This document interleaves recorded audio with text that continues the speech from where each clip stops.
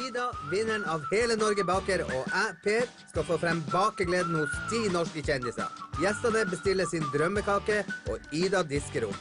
Dagens gjest er Didrik Solli Tangen. Han har lyst på gjærbakst med sjokolade og nøtter, og jeg skal få operasangeren til å lage Mozart-kula. Velkommen til Vi elsker baking! Hallo, Velkommen! Her står dere og blomstrer. Så kan ikke annet. Men nå er vi spent. Nå har du liksom fått i oppdrag å bestemme hva vi skal lage. Ja, jeg er jo veldig glad i gjærbakst, da. Boller og brød. Da. Og så har jo vi, eller jeg da, har jo lest og for så vidt prøvd at hvis du synger til gjærbaksten mens den hever, så blir den mye bedre. Den gjør det?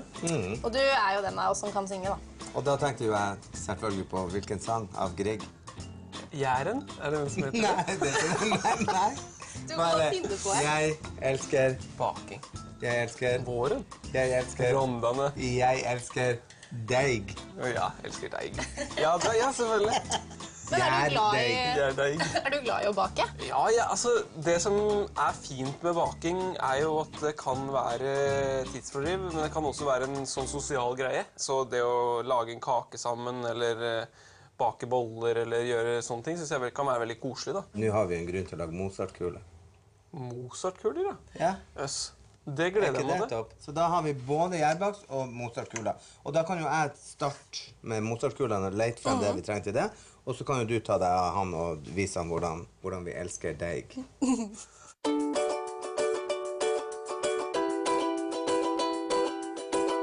Her har vi jo mel og sukker og vaniljesukker. Og den her, den bruker jeg alltid. 1 til 2 spiseskjeer av den. Vi tar sånn cirka. Ja, det går jo på øyemål her. Dette kan du. Dette kan jeg. Og så har vi jo da litt gjær. Er det best da å røre den ut i litt sånn lunka melk først, Ja. og så ha det sammen med melka, eller Jeg gjør det ganske enkelt, og det er egentlig bare å putte det sammen med det tørre. du gjør det, ja? Ja, så det er en halv pakke, så jeg bare smuldrer det oppi, Ok. og så vil det fordele seg. Og så har jeg jo varm væske oppi etterpå, så da slapp du å gjøre det. Er ikke det greit? Anne Peikunnskapen i 9. klasse. Nå holder vi jo på med denne deigen som skal bli til noe gøy. Ja, jeg er veldig spent. Er du det? Det er bra. Så da tenkte jeg å lage et på en måte sånn brytesøtbakst, men en litt sånn ny vri. Og så ha karamelliserte nøtter og sjokolade inni. Oi, Ja, det må det hørtes jo veldig godt ut. må bli godt. Så har vi oppi melk og litt vann. Og så hvis du kan ha oppi de 2 eggene. Ja. Og nå må man jo røre ganske med en gang, hvis ikke så blir det jo eggerøre. Fordi det er jo varm væske. Ja, koagulerer, ja. Jeg setter den bare på laveste. Ja. Så har vi den varme væsken oppi det tørre. Ja. Man må liksom gjøre litt sånn kjedelige ting først for å på en måte komme til det gode. Ja, Og det er jo det som er så gøy med baking også, at vi liksom må gjennom den prosessen her for å måte sette tenna i det gode som vi får etterpå. Hva skal du gjøre med det? Hvem skal du dele med? Og... Ja, det blir litt med kjæresten min, tenker jeg. Du må si at du har bakt det selv, da. Ja, altså, vi ljuger så det renner. Ja. Sånn. Skal vi si at den er fin? Den ser veldig smidig og fin ut. Ja. Og så skal du få lov til å smøre en bolle med smør. Og det er fordi at når den nå har hevet, og vi skal ha den ut på bordet, så løsner den fra bollen veldig lett. Og den skal oppi her nå, så skal den heve? Ja. Ja, selvfølgelig. Da skjønner jeg. Jeg har bare brukt mel, jeg da, men Ok. er det feil? Ikke sant? Det er jo så godt med smør. Det er jo veldig godt med smør. Ok, skal vi se. Sånn, ja. Og så bare smør i vei. Åh, så deilig. Sånn. Jeg synes du var... Dette kunne du. Ja. Ja. Og så putter vi bare hele deigen oppi her. Du ser at jeg ikke har brukt så mye mel, så den er ikke helt stiv. Sånn. Der skal den få lov til å heve. Og så dekker vi den bare til med plast. Da lager vi et sånn hyggelig lite hjem. Vi snakket jo litt om dette i stad, og det er jo det å gi en deig kjærlighet. Ja. Og hvis man synger til den, så hever den jo. Hvis man hadde synget liksom skikkelig opera, så tror jeg den hadde blitt litt skremt. At den bare synker. Ja, den blir litt skjør, for at det kan bli liksom... Hvis jeg hadde synget liksom...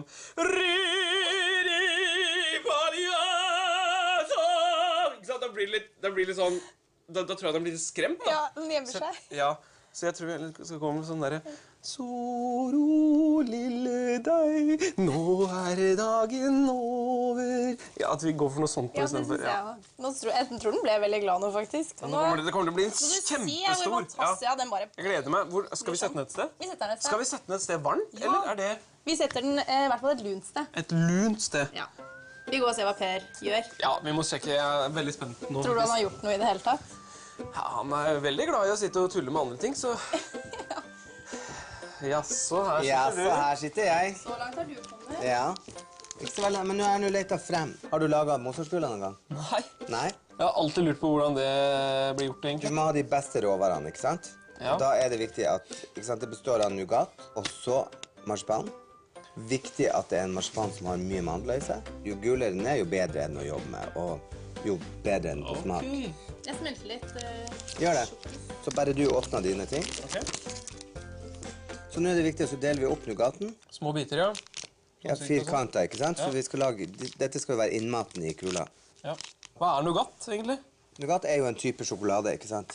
Som er laget basert på nøtter igjen. Er det der Nugatti kommer fra? Ja, selvfølgelig. Det er fra Nugatti-treet.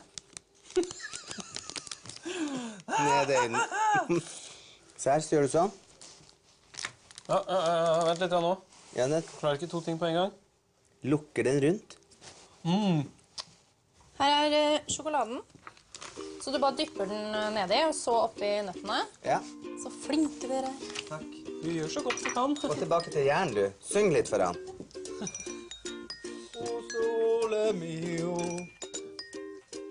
Det var ganske enkelt der. Det var det. Det er liksom veldig der, enkelt, faktisk. sånn- Også veldig sånn kosejobb. Ja, sånn som mor di later som at det er så veldig vanskelig, ikke sant? Hvem er det som har baka surslag? Ja. Hæ? Det er meg, det, gutten min. Jeg står og sliter hele dagen på kjøkkenet. Ja, men er du sånn mamma da? Nei, ikke mammadalt, men jeg er fryktelig glad i mora mi. Altså, Ja, har det med mat å gjøre? Eller? jeg tror nok det er fra... Altså, mora vår var jo hjemme med oss når vi var små. Så det var... jeg vet Litt ikke, det er gammeldags. vel sikkert... Ja, det er litt gammeldags, og litt sånn at jeg tror nok det var med på at vi har fått et godt forhold til mamma. Se på de her. Nå blir jeg nesten sånn at jeg begynner å gråte.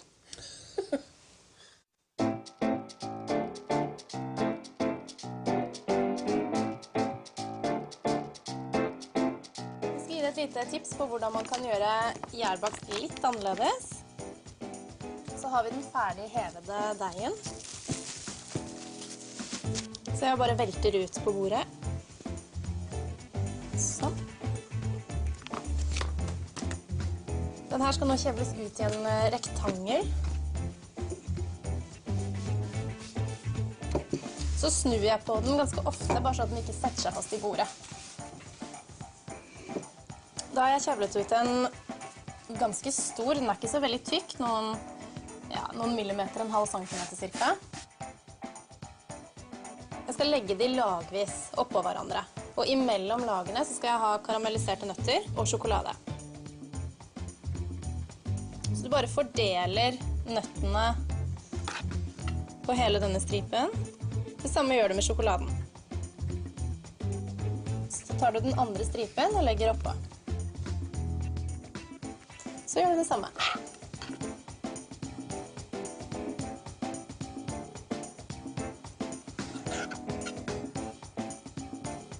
Da er det siste laget lagt oppå, og denne er klar til å kuttes og legges i formen.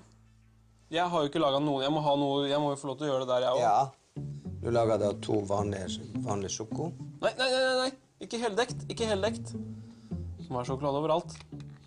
Nei, det er fortsatt ikke. Der, ja. Sånn, ja. Se, da. Det er klasseforskjell. Nei. For en fyr, altså. Jeg tror Ida kommer til å bli imponert. Tror du? Ja.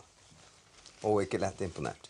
Da tenker jeg at jeg finner frem en boks og pakker dette så fint som vi klarer. Ja. Og så går du og hjelper Ida med finishen av brødene. Nå har vi laget perfekte Mozart-kuler, og da kan ikke gjærbaksten være noe dårligere. Nå må du bare piske rundt på kjøkkenet. Jeg er spent. Gjør det.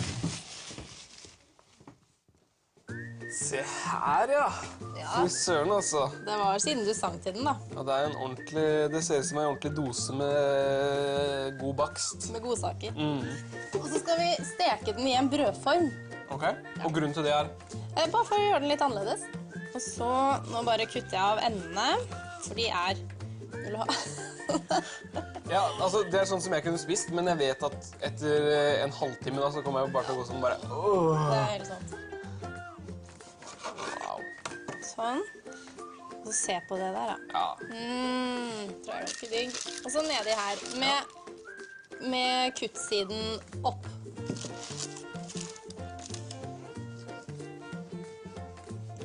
Dette har du gjort før. Sagd litt. Saga. Ai, ai, ai. Er det bra å bruke en kniv som har kanter, eller en... Ja. Ja, ikke sant? Det vil jeg si. Ja. For du skal jo ikke legge så mye press på denne her. Nei, ikke sant, da blir det fort skjevt og gærent, og i hvert fall når man har lag imellom. Ja, for da moser du den bare sammen. Da er det nøtter som skal drysses oppå, og så skal den jo heve igjen. Viktig. Ja, nummer 2. Heve nummer 2. Heving nummer 2. Ja, og så skal den stekes. Hvis du kan hakke litt Didrik. Yes. Ida. Vær så god. Thank you. Og du kan hakke det ganske fint. Ja. Har du fått noe mer inspirasjon, føler du da? At du kan bake Virkelig. litt? Altså, vi blir ofte litt tradisjonelle. Ja. Og det gjelder jo egentlig på alt, som på matfronten og alt. Vi er liksom... Vi gjør det vi kan. Ja, og så er vi litt sånn redd for å prøve. Ikke redd, kanskje, men det er liksom så mye greier å prøve noe nytt. Ja. Ofte, og jeg tror jeg snakker for veldig mange nå, så blir vi sittende på sofaen og se på TV. Ja. Og da, det kan man gjøre mens deigen hever. Ikke sant? Og så kan man se på sesong 2, Hele Norge baker. Det er jo inspirasjon. Da får du jo masse inspirasjon, mens du til og med har laget en deig. Du, det ser kjempefint ut. Da bare drysser vi litt. Sånn. Sånn. Synes du ikke denne her ser grei ut nå? Jeg synes det begynner å se veldig bra ut, altså. Ja. Jeg tror vi sier oss veldig fornøyd.